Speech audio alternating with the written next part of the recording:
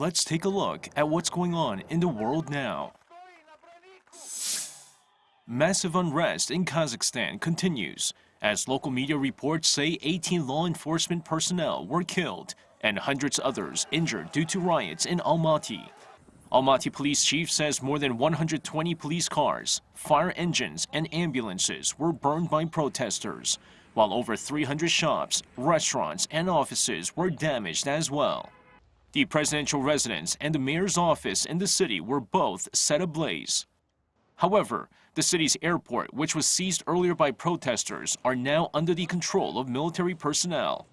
After a night of running confrontations between protesters and troops on the streets, more than 2,000 people have been arrested.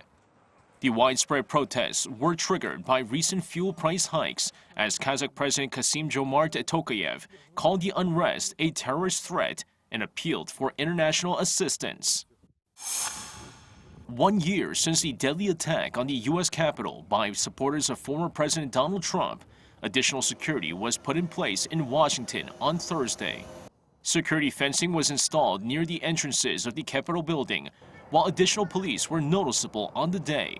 On January 6, 2021, around 140 police officers were assaulted during the riot, while one officer who battled rioters died the day after the attack. The attack on the U.S. Capitol also led to 4 rioters dying, including one who was shot by police as she tried to climb inside the building through a shattered window.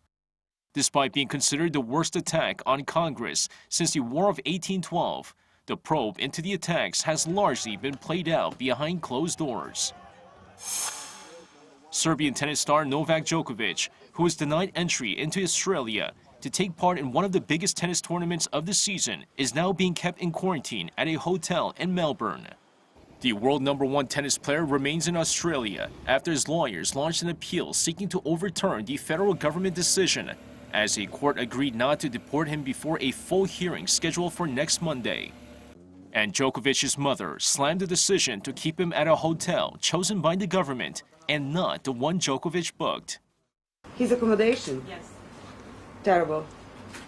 Terrible accommodation. It's just some small immigration hotel, as we can, if it's hotel at all, with some bugs, it's so dirty and the food is so terrible. So what can I say? They don't want to give him any chance to move on to some better hotel or house that he already rented. Djokovic was denied entry into the country following criticism of an earlier decision to exempt him from the COVID-19 vaccination requirement for the Australian Open. 이승재, Arirang News.